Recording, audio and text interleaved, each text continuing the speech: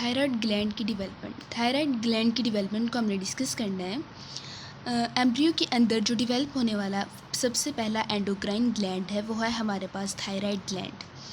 Thyroid gland fertilisation होने के बाद 24th डे पे इसकी जो डेवलपमेंट है वो स्टार्ट होती है। Floor of the pharynx endodermal in origin होता है। At the floor of the pharynx हमारे पास एक एंडोडर्मल थिकनिंग अपीयर होना स्टार्ट होती है। एंडोडर्मल थिकनिंग अपीयर होना स्टार्ट होगी। वो एंडोडर्मल थिकनिंग बाद में अपनी जो है ना वो शेप को चेंज कर लेगी। इस डायग्राम में देखेंगे जो एंडोडर्मल थिकनिंग है वो अपनी शेप को चेंज करेगी और एक आउट पाउचिंग की फॉर्म में जो है ना अपीयर होगी, बल्ज आउट करेगी। उस आउट पाउचिंग को हम कहेंगे थायराइड प्राइमोडियम। ठीक है, ये जो बड की फॉर्म में या जिसे हम आउट पाउचिंग कह सकते हैं, छोटी सी आउट पाउचिंग है और वह इससे पूरे का पूरा जो थायराइड ग्लैंड है वो हमारे पास डिवेल्प होना है। ठीक है, यानी कि थायराइड प्राइमोडियम हमारे पास क्या करेगा, इससे थायराइड ग्लैंड की जो है ना वो डिवेलपमेंट होगी। अब इसके साथ ये जो है ये हमारे पास टंग है और फेरिंग्स भी तकरीबन माउथ के स्टार्ट में ही होता है, माउथ की जो है ना वो आगे ही प्रेजेंट होता है। तो जो डेवलपमेंट है थायराइड ग्लैंड की वो यहाँ से जो है ना स्टार्ट होगी। अब डेवलपिंग थायराइड ग्लैंड इसकी असल पोजीशन तो होती है नेक में eight the level of the trachea. ठीक है, तो फिर थायराइड प्राइमोडियम से जो डेवलपिंग थायराइड ग्लैंड है वो नीचे डिसेंड करेगा, या माउथ के शुरू में है, नीचे डिसेंड करेगा और आ जाएगा eight the level of the नेक। ठीक है, द लेवल ऑफ द नेक में रीजन में आ जाएगा eight the level of the trachea. अब ये जो थायराइड प्राइमोडियम से हमारे पास ये जो थायराइड प्राइमोडियम था वहाँ से हमारे पास डेवलपिंग थायराइड ग्लैंड डिसेंड करके नीचे आ गया in the neck region at the level of the trachea. इसका जो अब ये कनेक्शन था फेरिंग्स के साथ वो सारा ख़त्म हो जाएगा। लेकिन एक जगह पे थायराइड ग्लैंड टंग के साथ जो है ना वो कनेक्ट होगा। कौन इसको कनेक्ट करेगा? थायरोग्लॉसल डक्ट। थायरोग्लॉसल डक्ट क्या करेगी? थायराइड जो डेवलपिंग थायराइड ग्लैंड है उसको कनेक्ट करेगी टंग के साथ।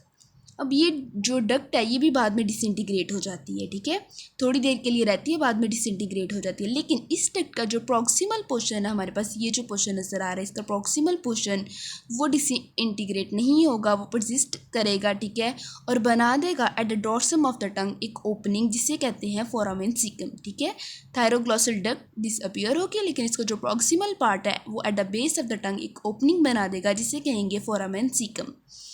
अभी जो डेवलपिंग थायराइड ग्लैंड है हमारे पास ये हार्ड बोन है। ठीक है, लेरेंजियल कार्टिलेज यहाँ से होता हुआ आ जाएगा अपनी असल पोजीशन पे एट द नेक में eight the level of the trachea.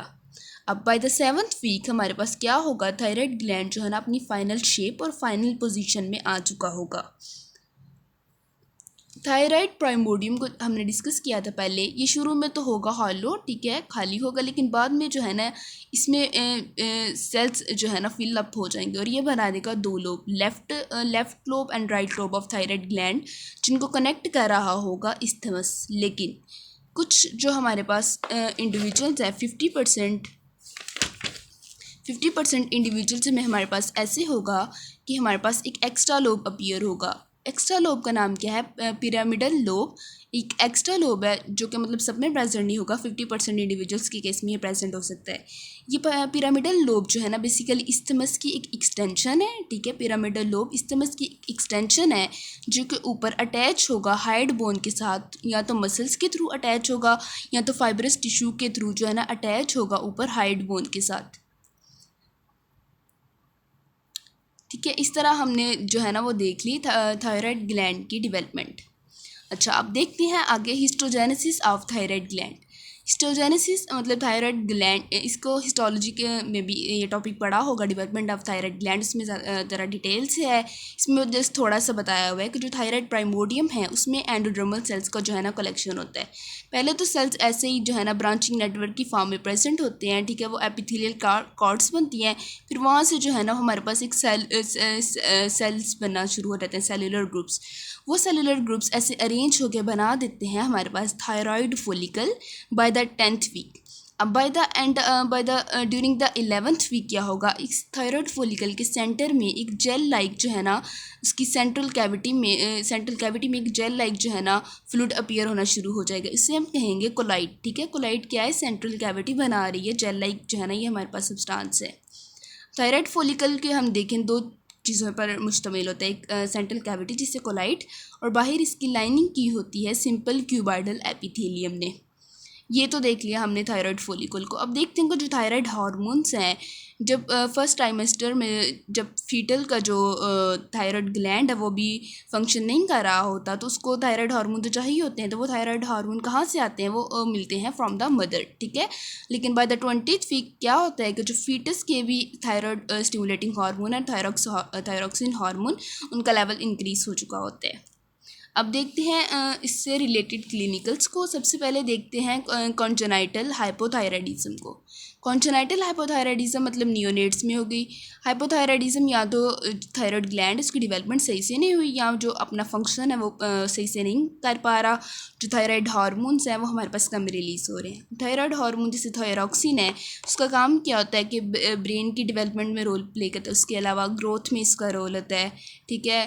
और जो है ना, अगर कॉन्जेनाइटल हाइपोथायराइडिज्म होगा तो बेसल मेटाबॉलिक रेट को भी जो है ना थायरॉक्सिन मेंटेन करता है। तो जिस को कॉन्जेनाइटल जिनमें हाइपोथायराइडिज्म होगा तो हमारे पास उस केस में जो कूल ड्राई स्किन होगी, उसके अलावा उसकी आवाज़ भारी होगी, हॉट स्वाइस होगी, उसके अलावा ब्रेस्ट फीडिंग में जो है ना वो प्रॉब्लम होगी। अब थायरॉक्सिन तो ग्रोथ को मेंटेन कर रहा था, अब इसका लेवल कम है तो उस केस में जो है ना हमारे पास स्टंटेड ग्रोथ होगी, ग्रोथ में अच्छे से नहीं होगी, और एब्डोमिनल डिस्टेंशन होगी, ठीक है। ये कॉन्जेनाइटल हाइपोथायराइडिज्म की हमने जो है ना सिम्टम्स भी देख ली। नेक्स्ट डिस्कस करते हैं, हमारे पास है thyroglossal duct cyst and sinuses. Thyroglossal duct cyst, thyroglossal duct जो थी, मैंने कहा पीछे बताया कि ये डिसअपेयर हो जाती है, ठीक है, डिसइंटीग्रेट हो जाती है, लेकिन परसिस्ट करती है वो जस्ट फोरामिन सीकम जो उसका परसिस्टेंट पार्ट था। लेकिन उसके अलावा भी अगर थायरोग्लॉसल डक्ट जो है वो हमारे पास उसका कुछ पार्ट परसिस्ट करे तो वो एक स्वेलिंग बना देता है, सिस्ट बना देता है, जिसे कहते हैं थायरोग्लॉसल डक्ट सिस्ट। अब वो कहाँ कहाँ पे जो है ना वो प्रेजेंट हो सकती है। अगर जो है ना वो थायरोग्लॉसल डक्ट सिस्ट है, जो कि वो सिस्ट जो बन रही है from the persistent part of thyroglossal duct, अगर वो प्रेजेंट होगी at the base of the tongue, उसे कहेंगे लिंगुअल थायरोग्लॉसल डक्ट सिस्ट, ठीक है। अगर प्रेजेंट होगी बिल्कुल नेक के एंटीरियर रीजन में तो उसे कहेंगे सर्वाइकल थायरोग्लॉसल डक्ट सिस्ट। अब ये सिस्ट एक स्वेलिंग है, नेक में जो है ना ऐसे इरेगुलर मैस शो होगा, पेनफुल हमारे पास ये स्वेलिंग होगी, और ये मेनली डेवलप होती है at the age of the 5 years. अब ये स्वेलिंग कंसिस्ट कर रही होती है थायराइड टिश्यू पे, ठीक है, थायराइड टिश्यू पे मुश्तमिल होती है। इससे ये हमने देख लिया थायरोग्लॉसल डक्ट सिस्ट को। अच्छा, अगर जो है ना इन्फेक्शन हो इसमें थायरोग्लॉसल डक्ट सिस्ट में, तो परफोरेशन होगी स्किन की, जिसकी वजह से क्या होगा, ओपनिंग डेवलप हो जाएगी, जिसे कहेंगे थायरोग्लॉसल डक्ट साइनस, जो कि ओपन होगा in the median plane of the neck anterior to the laryngeal cartilage. Next देखते हैं, हमारे पास है एक्टोपिक थायराइड ग्लैंड। अच्छा, थायराइड ग्लैंड कहाँ पे प्रेजेंट होता है? नेक रीजन में, the level of the trachea. अब अगर थायराइड टिश्यू अपनी असल पोजीशन के अलावा नेक में, जो उसका तकरीबन मिडल नेक में आ जाता है, उसके अलावा कहीं और जगह पे प्रेजेंट है, उसे कहेंगे एक्टोपिक थायराइड ग्लैंड। अपनी असल पोजीशन पे नहीं है, कहीं और है। यहाँ पे देखते हैं कि ये हमारे पास थायराइड जो थायराइड टिश्यू है, ये अगर प्रेजेंट होगा eight the base of the tongue, उसे हम कहेंगे लिंगुअल थायराइड।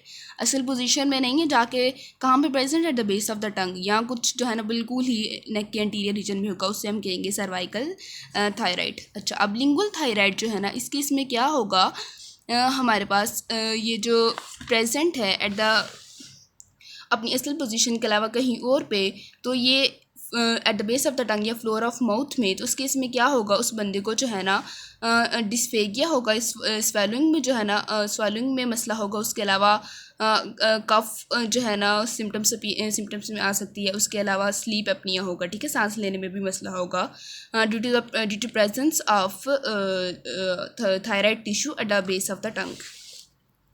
अच्छा, नेक्स्ट देखते हैं, हमारे पास एब्सेंस ऑफ थायराइड ग्लैंड, या तो इसे हम कहते हैं थायराइड हेमीएजेनेसिस, ठीक है। यहाँ तो थायराइड ग्लैंड एब्सेंट है या उसका एक लोब एब्सेंट है।